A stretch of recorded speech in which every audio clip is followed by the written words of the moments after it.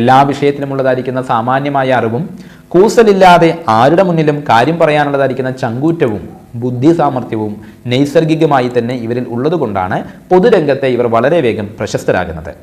പക്ഷേ ചില സ്വാർത്ഥ ചിന്തകൾ ചില സമയത്ത് ഉടലെടുക്കുക നിമിത്തമായിട്ട് വിമർശനങ്ങളും ഇടയ്ക്കിടെ ഇവർക്ക് സഹിക്കേണ്ടതായിട്ട് വരും. സഞ്ചാരശീലമുള്ള ഇവർക്ക് അലങ്കാര വസ്തുക്കളെല്ലാം തന്നെ ശേഖരിച്ചു വെക്കാനും അത് മറ്റുള്ള വ്യക്തികൾക്ക് മുന്നിൽ പ്രദർശിപ്പിച്ച് അഭിനന്ദനങ്ങൾ നേടുവാനും താല്പര്യമുണ്ടായിരിക്കും. അതുപോലെ തന്നെ പ്രകൃതി ഭംഗി ആസ്വദിക്കുവാനും സുഗന്ധ വസ്തുക്കൾ നേടിയെടുക്കുവാനും ഇവർക്ക് താല്പര്യമുണ്ട്.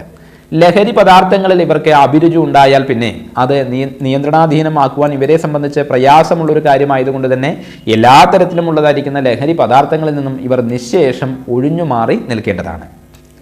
തലയ്ക്ക് മീതെ വെള്ളം വന്നാൽ അതിനു മീതെ തോണി എന്ന ചൊല്ലിനെ അന്വർത്ഥമാക്കും വിധത്തിലാണ് ഇവരുടെ ജീവിതം.